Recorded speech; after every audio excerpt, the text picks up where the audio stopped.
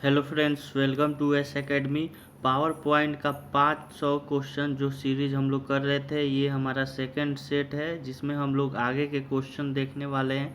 और इस क्वेश्चन के जो पीडीएफ है आप हमारे टेलीग्राम ग्रुप से डाउनलोड कर सकते हैं, लिंक डिस्क्रिप्शन में मिल जाएगा। वहाँ से आप टेलीग्राम ग्रुप में जुड़िए, इंस्टाग्राम पे भी फॉलो कीजिए और ट्विटर पे भी फॉलो कर सकते हैं। चलिए शुरू करते हैं सेशन। और इसमें हम लोग देखते हैं सबसे पहला क्वेश्चन, पावर पॉइंट में कंट्रोल प्लस ई कमांड का यूज होता है। पावर पॉइंट में कंट्रोल प्लस ई कमांड का यूज किस लिए करते हैं, ये क्वेश्चन पूछा गया है। और आपके ऑप्शन से तो इस क्वेश्चन का सही आंसर होने वाला है ऑप्शन सी, यानी पावर पॉइंट में कंट्रोल प्लस ई का यूज करते हैं हम लोग टेक्स्ट को सेंटर में करने के लिए। जो हमारा टेक्स्ट रहता है उसको अगर हम लोग सेंटर में लाना चाहते हैं तो उसके लिए हम लोग कमांड देते हैं कंट्रोल प्लस ई। आइए हम देखते हैं यहाँ पे, जैसे कि आप यहाँ देख सकते हैं कि जो यहाँ पर हमारा टेक्स्ट है यहाँ पे देता है, जो हमारा जो ये लेफ्ट होता है और ये राइट होता है। और अगर आप बीच में करना चाहते हैं तो उसके लिए कंट्रोल प्लस ई कमांड का प्रयोग करते हैं। नेक्स्ट क्वेश्चन की तरफ बढ़ते हैं। इलिप्स मोशन एक प्री डिफाइंड डैश है। इलिप्स मोशन क्या है? तो इलिप्स मोशन जो होता है ये एक एनिमेशन स्कीम होता है। एनिमेशन स्कीम क्या होता है, जैसे कि अगर हम लोग कोई स्लाइड बनाते हैं और उसमें चाहते हैं कि जो हमारा स्लाइड है वो एक इलिप्स के जैसा फॉर्म हो, तो ऐसे रोटेट होता है और उसी को हम लोग बोलते हैं एनिमेशन स्कीम। इसके बाद से नेक्स्ट क्वेश्चन है हैंड आउट। हैंड आउट का यूज करके कितनी स्लाइड्स को एक ही पेज पर प्रिंट किया जा सकता है?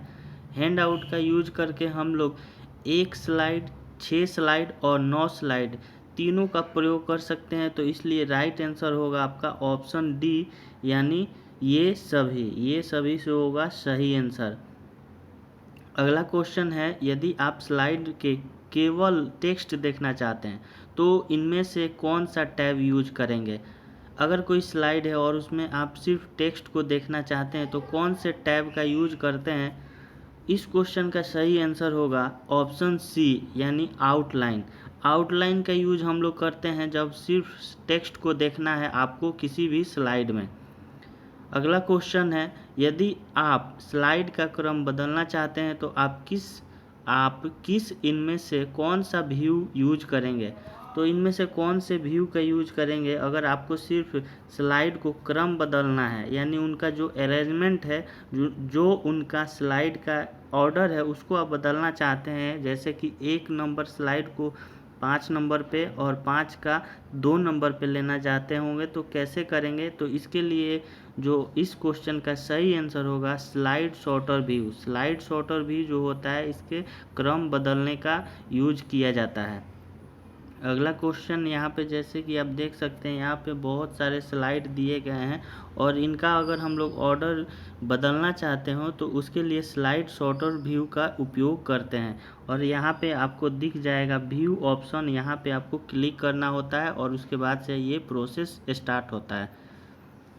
नेक्स्ट क्वेश्चन है, इनमें से कौन सा मेनू आपको एनिमेशन स्कीम, कस्टम एनिमेशन और स्लाइड ट्रांजिशन जैसी सुविधा प्रदान करता है?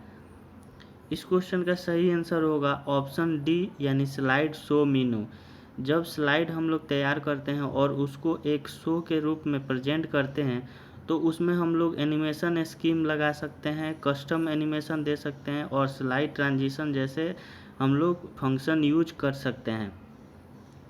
जैसे कि यहाँ पे आप देख सकते हैं, यहाँ पे आपको एनिमेशन दिख रहा होगा, तो इस एनिमेशन को आप लोग यूज कर सकते हैं, ट्रांजिशन दे सकते हैं और यहाँ पे आप लोग कोई भी स्लाइड शो भी बना सकते हैं। तो आपका जो सही आंसर था स्लाइड में, तो यहाँ पे आप लोगों ने देखा स्लाइड शो मेनू होगा इस क्वेश्चन का सही आंसर। अगला क्वेश्चन है, किसी स्लाइड में हाइपर लिंक इंसर्ट करने के लिए कौन सा विकल्प सही है? अगर हम लोग स्लाइड में एक हाइपर लिंक इंसर्ट करना चाहते हैं, यानी कोई भी लिंक का इंसर्ट करना चाहते हैं ताकि कोई पर्सन उस पर क्लिक करे और डायरेक्ट उस लिंक के माध्यम से आपके जो लिंक दिया गया है, जैसे कि आपने कोई फेसबुक का लिंक दिया है और आपने उस चाहते हैं कि कोई भी यूज़र उस पर क्लिक करे तो आपके डायरेक्ट फेसबुक अकाउंट पे लॉगिन हो, तो उसके लिए ये करते हैं। तो कौन से ऑप्शन को सही होगा इस क्वेश्चन का? इस क्वेश्चन के लिए जैसे कि चूज इंसर्ट हाइपरलिंक कर सकते हैं या फिर Ctrl+K का भी यूज हम लोग कर सकते हैं। तो दोनों केस में हम लोग हाइपरलिंक इंसर्ट कर सकते हैं स्लाइड में। तो राइट आंसर होना चाहिए ऑप्शन डी, यानी ए और बी दोनों। अगला क्वेश्चन, जैसे कि यहाँ पे आप देख भी सकते हैं एक स्लाइड है और आप अगर चाहते हैं कि स्लाइड में कोई भी हाइपरलिंक डाला जाए तो उसके लिए आप लोग दोनों फंक्शन यूज कर सकते हैं। अगला क्वेश्चन है पावर पॉइंट में स्लाइड सॉर्टर डैश मेनू में होता है। स्लाइड सॉर्टर किस मेनू में होता है, ये क्वेश्चन पूछा गया है आपसे। और इस क्वेश्चन का सही आंसर होगा व्यू मेनू। व्यू मेनू में पावर पॉइंट जो होता है उसमें स्लाइड सॉर्टर दिखाई देता है। नेक्स्ट क्वेश्चन है अप्लाई डिजाइन टेम्पलेट्स, ये क्या होता है? तो ये एक प्रकार से जो हमारा स्लाइड हम लोग बनाते हैं तो उसका जो बैकग्राउंड रहता है या फिर स्लाइड का जो डिज़ाइन रहता है उसको ये बताता है कैसा डिज़ाइन होना चाहिए। तो इस क्वेश्चन का सही आंसर होगा स्लाइड के कंटेंट में बिना कोई परिवर्तन किए स्लाइड का लुक चेंज करता है। तो जो भी लुक होता है उसको ये चेंज करता है डिज़ाइन टेम्पलेट्स। तो ऑप्शन सी जो होगा इस क्वेश्चन का सही आंसर होगा। और यहाँ पे जैसे कि आपको दिख रहा है, यहाँ पे मैं आपको दिखा दूँ, जैसे अगर आप इस डिज़ाइन पर क्लिक करेंगे तो बहुत सारे ऑप्शंस यहाँ पे आपको दिखाई देंगे और जैसे जैसे आप यहाँ पे क्लिक करेंगे उसके बाद से आपका जो ये स्लाइड है इसका डिज़ाइन चेंज होना शुरू हो जाएगा। कभी ब्लैक हो सकता है, वाइट हो सकता है, रेड हो सकता है। तो ये टेम्पलेट के अनुसार इसका डिज़ाइन चेंज हो जाएगा और जो यहाँ पे टेक्स्ट होगा, इमेज होगा, वो सेम ही रहेगा। अगला क्वेश्चन है रेडीमेड स्टाइल में बनी फाइल जिसे पावर पॉइंट में प्रेजेंटेशन के लिए यूज किया जा सकता है क्या कहलाता है?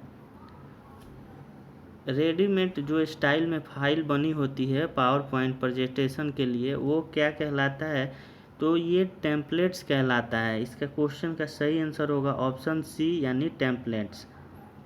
नेक्स्ट क्वेश्चन देखते हैं। और ये सारे क्वेश्चन बहुत ही इंपॉर्टेंट क्वेश्चन है। इस क्वेश्चन को अगर आपने याद कर लिया तो डेफिनेटली इसमें से आपको 80 to 90% क्वेश्चन एग्जाम में देखने को मिलेंगे। तो बहुत ही इंपॉर्टेंट क्वेश्चन है।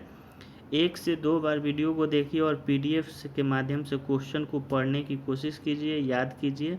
डेफिनेटली आपको एग्जाम में फ़ायदा मिलेगा। किसी प्रेजेंटेशन में एनिमेशन स्कीम को डैश स्लाइड में लागू किया जा सकता है।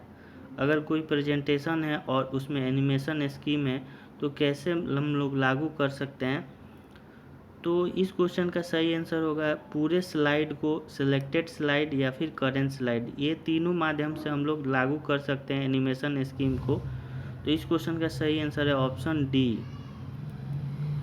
जैसे कि यहाँ पे आपको दिख रहा है ये एक एनिमेशन है और यहाँ पे आप क्लिक करेंगे और उसके बाद से आप जिस भी स्लाइड पे चाहते हैं एनिमेशन लगाना वहाँ पे आप लगा सकते हैं, या फिर कोई एक पर्टिकुलर स्लाइड है जैसे कि चाहते हैं सिर्फ इसी पे लगाना तो इस पे भी लगा सकते हैं, या फिर टोटल पे लगाना तो टोटल पे भी आप एनिमेशन लगा सकते हैं।